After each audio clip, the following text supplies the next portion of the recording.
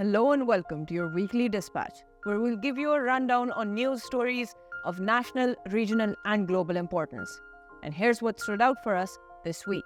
We'll kick off our roundup with the fact that we've all just lived through the hottest global temperatures in recorded history. Then we'll look into the concerning trend of resurging terrorist attacks and activities in Pakistan, and moving on to China-US tech wars advancing into new frontiers of rare earth materials acquisitions. And for our feature story, we're looking at the recent standby agreement between the Pakistan government and the International Monetary Fund, the sense of relief that it has brought, and what challenges still lie ahead for the cash-strapped economy in the future.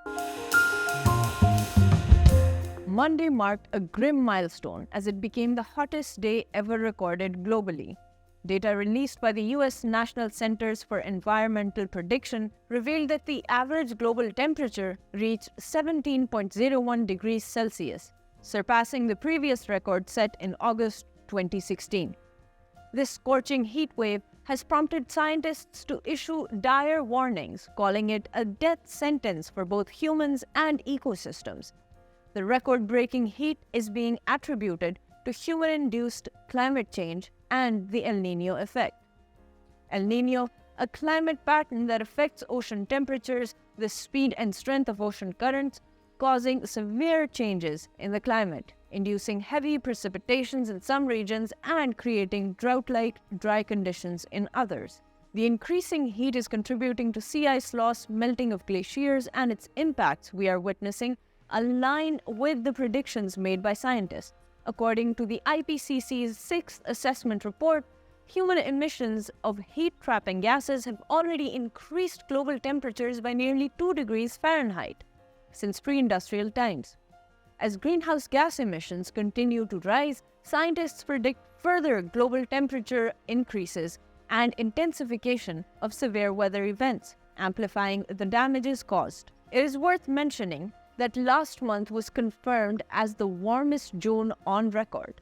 The threat of terrorism is once again rearing its head in Pakistan as violent attacks against security personnel witness a dangerous spike. According to the latest report by the Pakistan Institute for Conflict and Security Studies, in the first half of 2023, Pakistan saw a staggering increase of 79% in terrorist attacks across different parts of the country. During the first 6 months, more than 270 attacks took place, resulting in the death of around 400 people.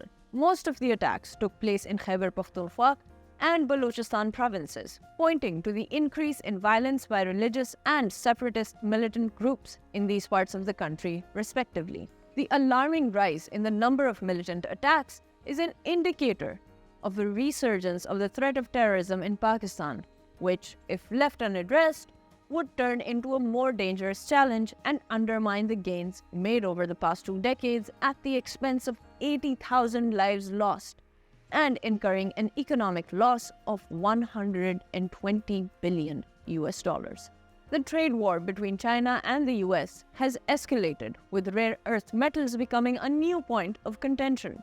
China's Commerce Ministry now requires licenses for gallium and germanium exporters, citing national security concerns.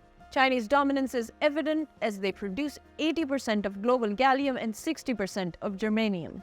The technology trade war includes blacklists and export restrictions on key components and semiconductors. China has recently labeled U.S. chip firm Micron as a security risk and is strategically targeting electronics and semiconductor materials. While some analysts believe the impact of the rare earth restrictions will be limited due to alternative sources and substitute materials, others are concerned about disruptions to the global supply chain amidst the pandemic and the Russia-Ukraine conflict. This move could further separate the two largest economies, affecting the global economy and developing nations. The situation highlights the complexity and risks of over-reliance on a single country for critical resources, shaping the global economic order. And now for our feature story. In a much-needed boost for Pakistan, the IMF has reached an agreement with the Pakistani government on a 9-month standby arrangement. This deal amounts to a substantial $3 billion loan This agreement is being celebrated as fears of catastrophic default begin to recede. The approval from the IMF's executive board is expected early this month, and it could unlock additional inflows from organizations like the World Bank and the Asian Development Bank.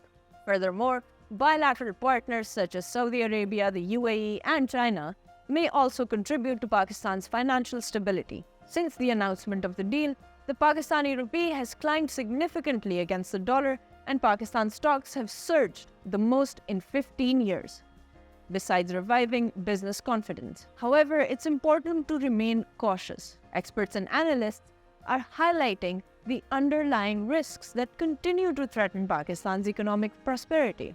Pakistan still faces the daunting task of repaying $25 billion to its creditors this fiscal year.